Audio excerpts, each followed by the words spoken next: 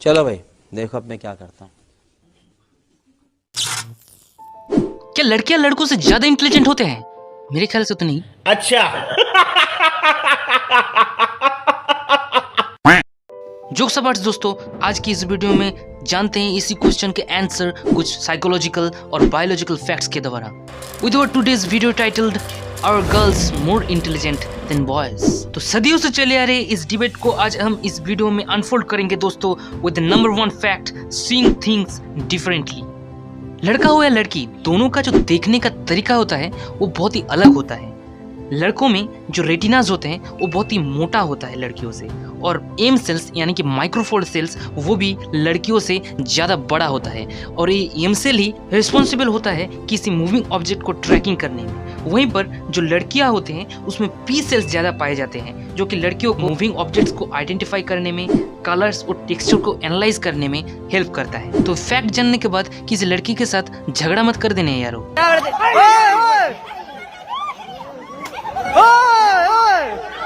Number 2, processing information differently. ये बात मुझे बहुत दिनों से खटक रहा है कि ये लड़कियां इतना बोलती क्यों है। तो इसके पीछे का जब मैंने साइंस पढ़ा तो मुझे पता चला कि लड़कियां जो होती है वो अपना ब्रेन का दोनों हेमिस्फीयर ही इक्वल तरीके से यूज कर सकती है। वहीं पर जो लड़के होते हैं वो सिर्फ लेफ्ट हेमिस्फीयर को ही ज्यादा यूज करते हैं, जिसके कारण लड़कियों में जो वर्बल डेवलपमेंट होते हैं वो ब्रेन के दोनों साइड से होते हैं, और दूसरी तरफ लेफ्ट हेमिस्फीयर को ज्यादातर यूज करने से लड़कों में जो वर्बल सेंटर्स होते हैं वो बहुत ही कम हो जाते हैं, और इसलिए लड़कियां किसी ऑब्जेक्ट, स्टोरी, पर्सन या फीलिंग को अच्छे तरीके से एक्सप्रेस या डिस्क्राइब कर सकती है। और ये तो कुछ भी नहीं यारो, लड़कों के ब्रेन में जो रीजन्स होते हैं जो लैंग्वेज, मेमोरी और सेल्फ एक्सप्रेशंस को कनेक्ट करता है वो भी बहुत ही कम हो जाते हैं, इसलिए लड़के अपने इमोशंस को बहुत ज्यादा डिस्क्राइब नहीं कर सकते।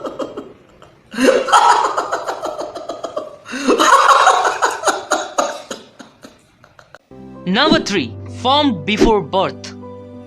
जब एक मेल और फीमेल फीटस का जन्म होता है तो वो 26 वीक्स के अंदर ही अपना ब्रेन डिफरेंस दिखाना शुरू कर देता है। उसी स्टेज में फीमेल ब्रेन का कॉर्पस कलोसम बहुत ही जल्दी से ग्रो करना शुरू कर देता है, और वो लड़कों से ज्यादा थिकर भी होता है। ये कॉर्पस कलोसम वही पार्ट है जो ब्रेन का दोनों हेमिस्फीयर्स को एक साथ कनेक्ट करता है। तो इसलिए कभी भी एक 10 साल का लड़का और लड़की में डिफरेंशिएट करना नहीं चाहिए, क्योंकि उस समय में लड़कियां लड़कों से ज्यादा मैच्योर्ड होती हैं।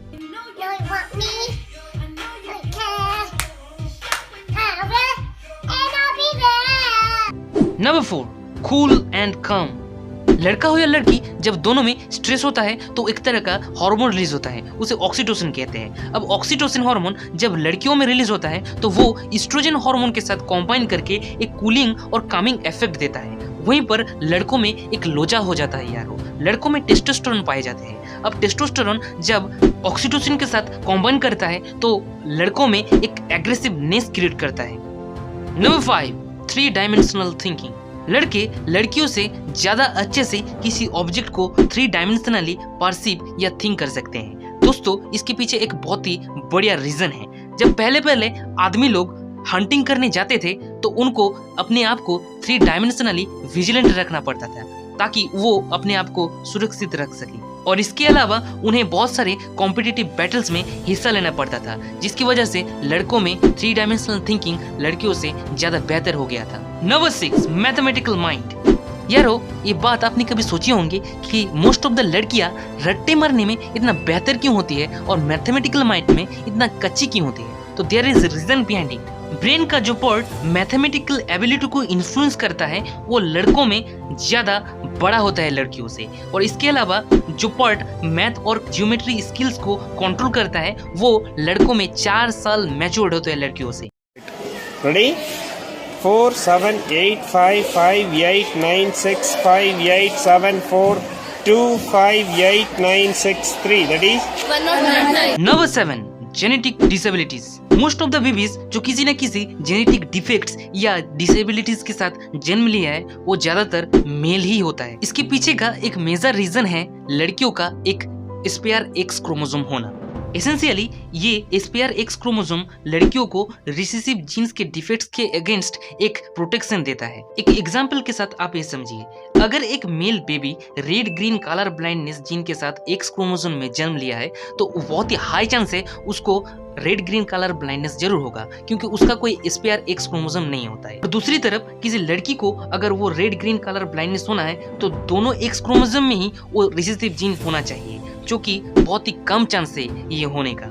Number 8, hearing power. लड़कियों के ब्रेन सेंटर्स में 11% ज्यादा न्यूरॉन्स पाए जाते हैं लड़कों से, जो कि उन्हें लैंग्वेज और हियरिंग पावर में बहुत ही अच्छा पकड़ देता है। और ये तो कुछ भी नहीं यारो, लड़कियां इससे भी ज्यादा अच्छी तरीके से सुन सकती है। वो बहुत सारे wide range of emotional tones को डिस्टिंग्विश कर सकती है, जैसे कि क्राइंग, मुझे अपने घर जाना है, मुझे घर जाना। Number 9, feeling more pen. जब दर्द सहने की बात हो ही रहा है तो लड़कियां लड़कों से थोड़ा सा पीछे रह जाती है यारो, और इसका रीजन है 50 रुपया कट ओवर एक्टिंग के वजह। नहीं, कोई ओवर एक्टिंग नहीं है, इसके पीछे एक प्योर साइंस है, उसको समझो यारो। लड़कियों की बॉडी किसी पेनफुल स्टिमुलाई के अगेंस्ट इंटेंशनली नेचुरल रिस्पॉन्स देती है, और इसका रीजन है लड़कियों का लेफ्ट एमेग्डाला का एक्टिवेशन। वहीं पर लड़कों में लेफ्ट के बदले राइट एमेग्डाला एक्टिवेट हो जाते हैं जब उन्हें कोई पेन होता है, इसलिए लड़कों में ज्यादा पेन सहने की क्षमता रहती है। Number 10, fine skin. अब बहुत सारे लड़कों को लगे होंगे यार स्किन की बात हो रही है तो लड़कियां तो लड़कों से बहुत आगे है, पर मैं आपका भ्रम आज दूर करूंगा भाई लोग, क्योंकि ये सच नहीं है। अभी मजा आएगा ना भिड़ो। क्योंकि लड़कियों का स्किन लड़कों से बहुत ही पतली होती है और वो बहुत ही जल्दी रिंकल्स और लाइंस के प्रोन भी हो जाते हैं, और इसका रीजन है कोलाजन का लूज करना। कोलाजन एक तरह का मेन स्ट्रक्चरल प्रोटीन है जो स्किन में पाए जाते हैं, और इसी प्रोटीन को लूज करने से लड़कियों की स्किन में बहुत ही जल्दी झुर्रियां पड़ जाते हैं, और वहीं पर लड़कों में वो प्रोटीन बहुत ही हाई डेंसिटी में पाए जाते हैं, जिसके कारण लड़के बहुत ही दिनों तक अपना यंगर लुक मेंटेन कर पाते हैं।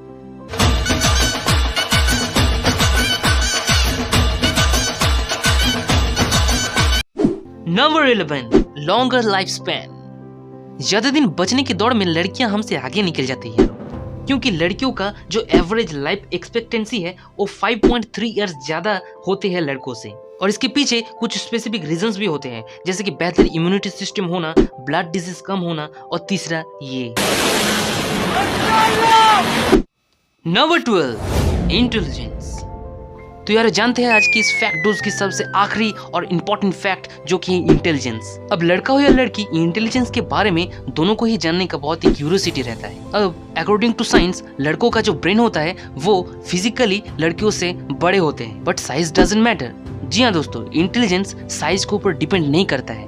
लड़कों का ब्रेन लड़कियों से फिजिकली बड़ा होता है, इसका मतलब ये नहीं कि वो इंटेलिजेंट भी लड़कियों से ज्यादा होता है। यारो, इंटेलिजेंस डिपेंड करता है एक्सपीरियंस के ऊपर। कोई पर्सन जितना ज्यादा एक्सपीरियंस्ड होगा उनके दिमाग में उतना ही ज्यादा न्यूरल नेटवर्क्स या कनेक्शंस क्रिएट होगा, और उसके द्वारा ही इंटेलिजेंस डिटरमाइंड होगा।